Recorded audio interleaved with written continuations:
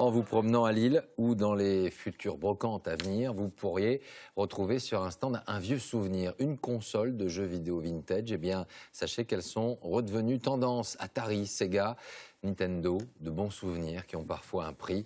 Les collectionneurs ont fait grimper le marché. Florian Litzer et Pascal Caron. Les brocanteurs installent à peine leurs étals.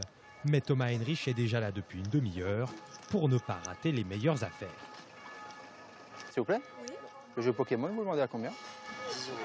10 euros. Vous feriez à 8? Pardon? Vous me feriez à 8? À 8, ouais, ça marche. Allez, va pour 8. Tous les week-ends, cet Alsacien arpente les vides-greniers avec un budget qu'il s'est fixé. Aujourd'hui, comme d'habitude, entre 60 et 80 euros. Mais comme dit, je ne vais pas me forcer à dépenser. Si je ne trouve rien, ça sera pour la prochaine fois. Pour financer sa passion, il a quand même dû prendre un deuxième emploi en soirée.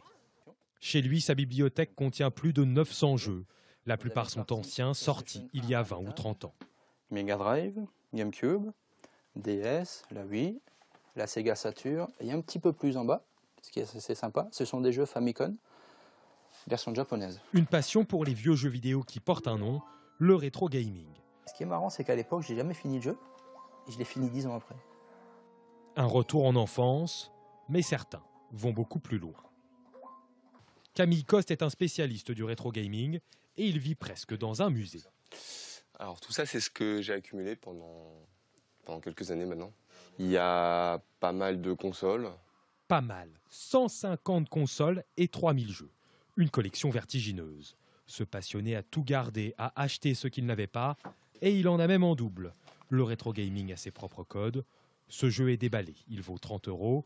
Le même, encore sous plastique, en vaut 1000. Le problème, c'est qu'une pièce comme ça, on ne peut pas jouer avec. Si je l'ouvre, elle vaut 30 euros. C'est comme ça. Des jeux qui prennent de la valeur, mais la pratique et la pose devant la télévision n'ont pas beaucoup changé. Même plus besoin de mettre un franc dans la fente, les machines à jouer chez soi sont intégrées ou couplées avec le téléviseur. Le petit écran se transforme en terrain de football ou en cours de tennis. Les anciens jeux vidéo deviennent des reliques. À Lichfield, en Angleterre, la nostalgie est telle que les vieilles consoles, on les a fait refabriquer.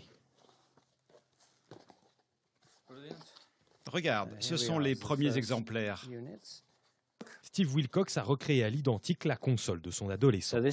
Voilà l'ancienne Spectrum de 1982 et voilà la nouvelle de 2015. Au début des années 80, la ZX Spectrum, c'est 5 millions d'unités vendues, surtout en Angleterre, un carton. Cet industriel passionné mise sur la nostalgie. Il y a de nombreux joueurs. Les gens veulent quelque chose qui leur rappelle leur enfance, plutôt que les jeux dernier cri ultramodernes. Moi, je pense que c'est une tendance encore récente, mais elle va durer des années. Plus de 1000 consoles sont déjà précommandées. Les grands enfants n'ont pas fini de s'amuser. L'invité de